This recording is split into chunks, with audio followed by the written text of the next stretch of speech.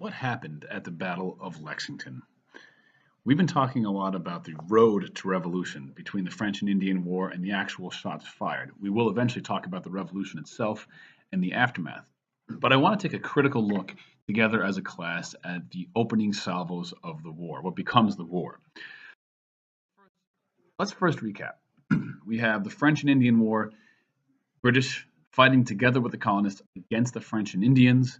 The war ends with the British being the dominant power in North America and the proclamation line of 1763 setting things on a rough path between the British and their colonists, but not creating a rift yet. We then have the Stamp Act crisis, which is the Grenville crisis, raising revenue, the first kind of mass colony-wide action to boycott British goods, and you get the repeal of the Stamp Act. Crisis averted, but not until the Townshend Act crisis come in 1767, which leads to increased duties, more troops to protect the customs houses and the taxes and king's wealth revenue, as they say, which eventually, long story short, leads to the Boston Massacre and an eventual repeal of the Townshend crisis. Again, crisis averted, but tensions a bit higher. We then have the Tea Act in 1773, which gives a monopoly to the East India Company. Angering the colonists leads to many actions, including the Boston Tea Party and the retribution of that, which is what we call the Intolerable Acts. The Intolerable Acts shut down Boston, punished Massachusetts for the Tea Party, and this leads to the Suffolk Resolves in Massachusetts, which nullifies the Intolerable Acts, and the colony-wide meeting in Philadelphia, the Continental Congress in 1775, in which they begin to act like a government. They agree to train militias just in case to defend themselves, and this leads almost directly to the Battle of Lexington and Concord, the shot heard around the world, which is often described as such. So the game is on now. What happened at the Battle of Lexington? So what we're going to do is we're going to take a look at some background information, your textbook, what it says about this, and then two sources on top of that, a British source and a colonial source, and trying to figure out what exactly happened there. So in the 1770s, tensions begin ratcheting up between the colonists and the British, and they continue to escalate. Now, by 1774, as we just said, the colonists had begun to organize and train militias. The Battle of Lexington on April 19th, 1775, is considered the first battle of the American Revolution.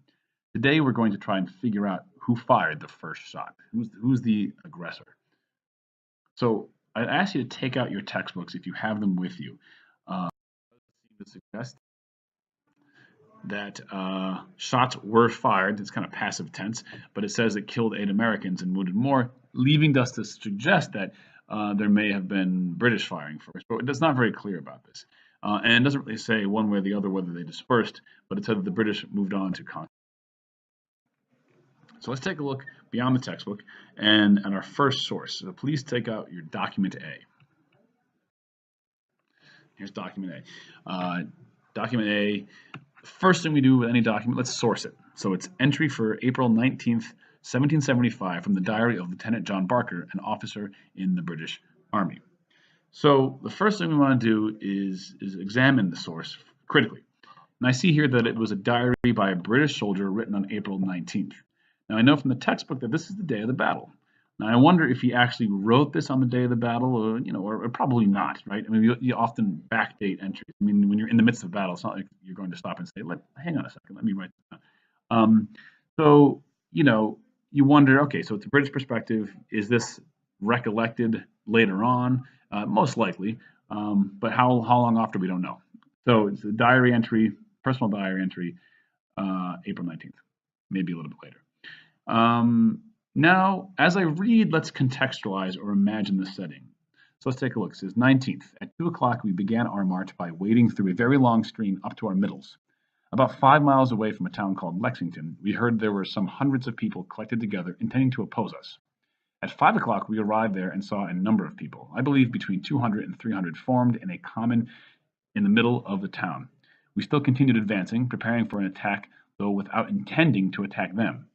As we came near them, they fired 1 or 2 shots, upon which our men, without any orders, fired and put them to flight. We then formed on the common, but with some difficulty. The men were so wild they could hear no orders. We waited a considerable time there, and at length proceeded on our way to Concord. So, wading through a long stream, it says, right? So, this makes me realize it's April in Massachusetts. The soldiers were probably cold, wet, and tired. They were probably a bit jumpy and nervous when they saw the Minutemen on the green, right? They hear about a lot of people waiting with guns to get them. They're soaking wet in April, rivers. They're freezing probably. They're tired. They've been marching. Think about this. They're marching from Boston to Lexington, Massachusetts. And they say 200 to 300. That's a lot of Minutemen. The textbook didn't really say how many. It could be that he imagined that there were a lot of people there.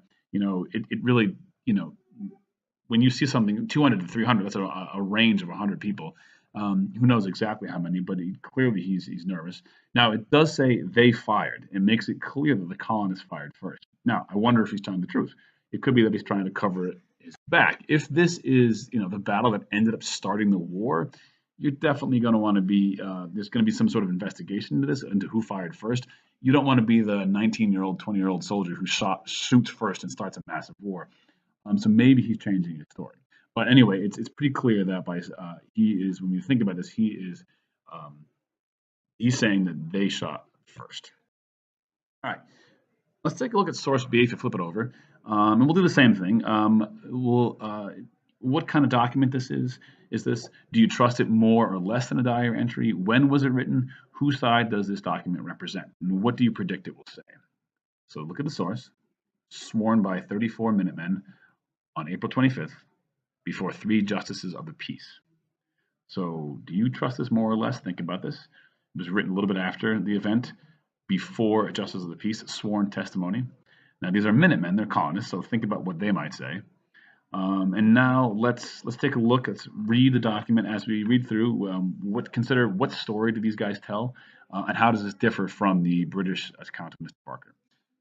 We, Nathaniel Mulligan, Philip Russell, followed by the names of 32 other men present on Lexington Green on April 19th, 1775, all of lawful age and inhabitants of Lexington, do testify and declare that on the 19th of April, about 5 o'clock in the morning, we proceeded toward the Green, and saw a large body of troops marching towards us. Some of our men were coming to the Green, and others had reached it, at which time they began to disperse.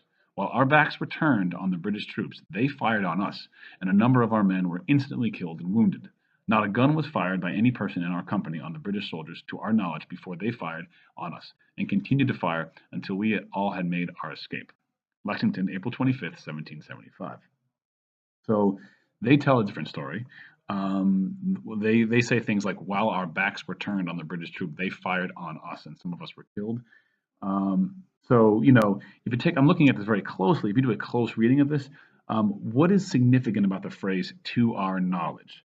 If you take a look, right about halfway in, he says, while our backs were turned on the British troops, they fired on us, and a number of our men were instantly killed and wounded.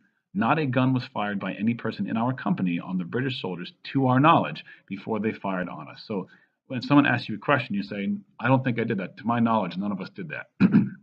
What is significant about to our knowledge? We didn't do it. I'd also like to think about corroboration and corroborating. Which account do you find more reliable? Are there any facts that both accounts agree on? So take a look at document B again. Go back to document A. Is there any fact that they tend to both agree on? Now, if you take a look, right, there's only one thing we know for sure, based on both accounts. It's that the Minutemen were dispersed and running, and they didn't seem to stand their ground. It seems like once the British arrived there, something happened. Shots were fired. We don't know who shot first, but the colonials definitely all did run. Now, take a couple images of the Lexington Green. One is taking a look at 2 documents and the textbook.